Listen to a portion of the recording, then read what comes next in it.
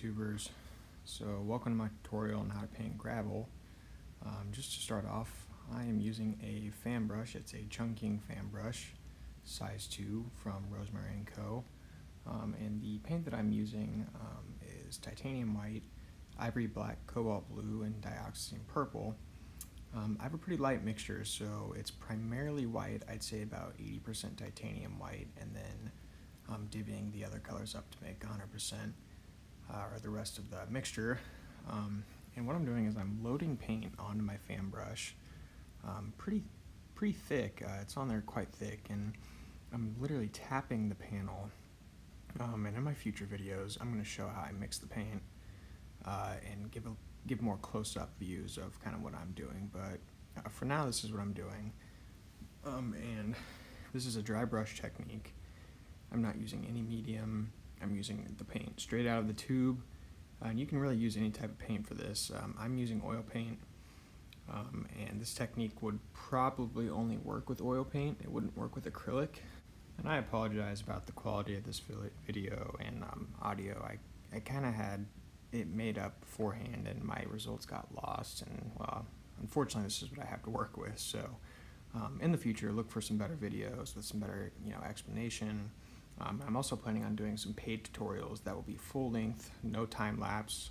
It'll be all real time, slowed down so you guys can see what I'm doing. I'll zoom in, show you guys how I do these fine details here.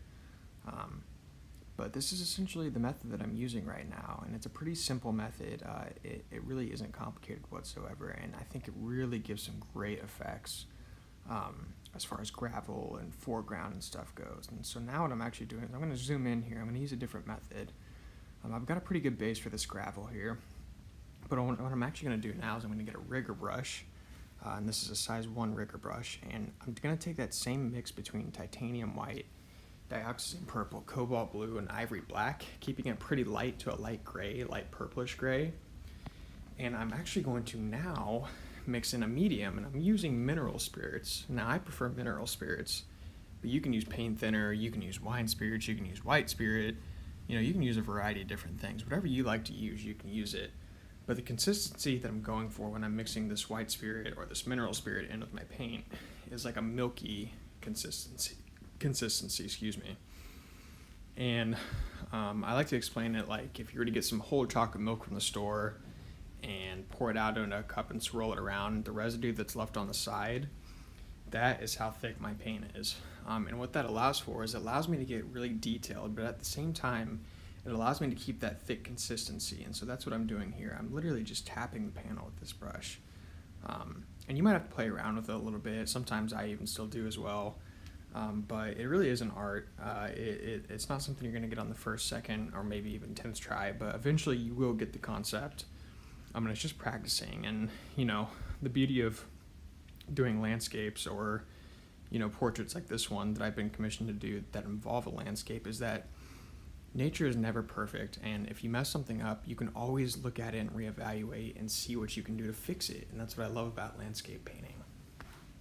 So I'm going to go ahead and speed this video up. Well, I guess actually it's already at full speed, but I'm going to stop talking for a little bit. I'll start making some commentary here when we start changing colors, so go ahead and enjoy.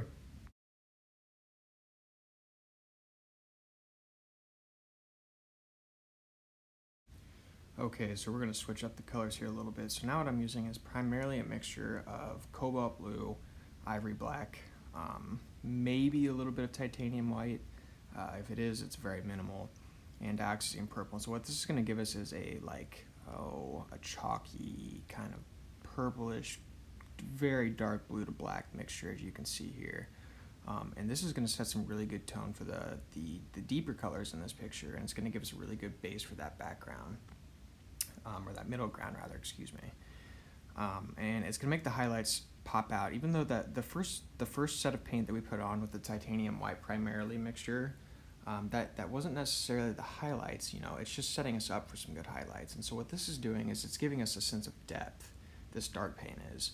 And as you can see, as I continue to put this on, you're going to notice that the picture really starts to come together.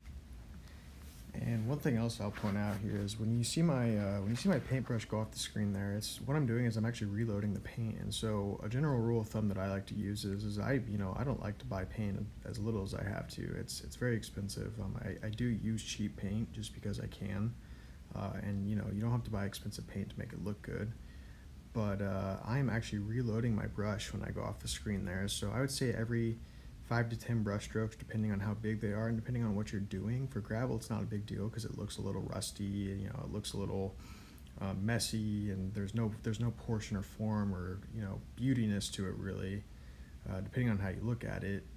And I'm reloading my brush because I want to make sure that I get that really thick consistency like I'm getting there, because it's going to set us up for some good depth like I said earlier. Alright, so still going on with that black, that kind of chalky blue, black, purplish color. And here pretty soon what I'm going to do is I'm going to actually change colors a little bit. I'm going to go with a more middle tone color. And actually how I'm going to do that is I'm literally just going to take a very small amount of titanium white, it should be coming up here, and mix it in with the dark color that I have. And what that's going to allow me to do is it's going to give me a really good depth, or tonal depth, to this painting, and it's going to allow me to really set in some of those deeper tones that aren't necessarily the darkest of darks, but they are also aren't necessarily the lightest of lights. And that's going to set us up for a very good textural composition with this gravel, and it's going to make it look really realistic, not hyper realistic, but definitely more realistic. And here actually you can see that I've switched to that color.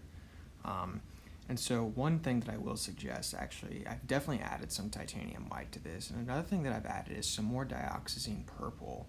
Reason being is because that dioxazine purple is really going to add a lot of, for lack of a better word, oomph to your mixture of painting. And it's going to give you a very, very, very rich color, because white is actually going to desaturate your painting in addition to the black. It gives it a more gray appearance, but when you add dioxazine purple and cobalt blue to it, it's going to give you the color that I'm painting with now, which is kind of a more in between the darkest of dark and the lightest of light. It's a middle color, and this is personally my favorite type of color to use tonally, because I think that it really sets you up for a great composition. And I think that middle colors are so important because they really make or break a picture. And as you'll kind of notice here, the picture is going to start kind of coming together as far as the gravel goes, and it's very far from done. Well, I shouldn't say very far from done, but it's getting closer to being done. And pretty much after I finish this, the last thing that I'm going to have to do with this gravel is go over it with some very, very, very white highlights. And that's going to be a separate video. But essentially, I'll make another video for that when we have some time. But thanks you guys for watching. I really appreciate it. I really apologize for the quality of this video. I promise I'll get better at making videos. It's not my thing, but stick with me, and I hope you guys learned something today. All right, thank you.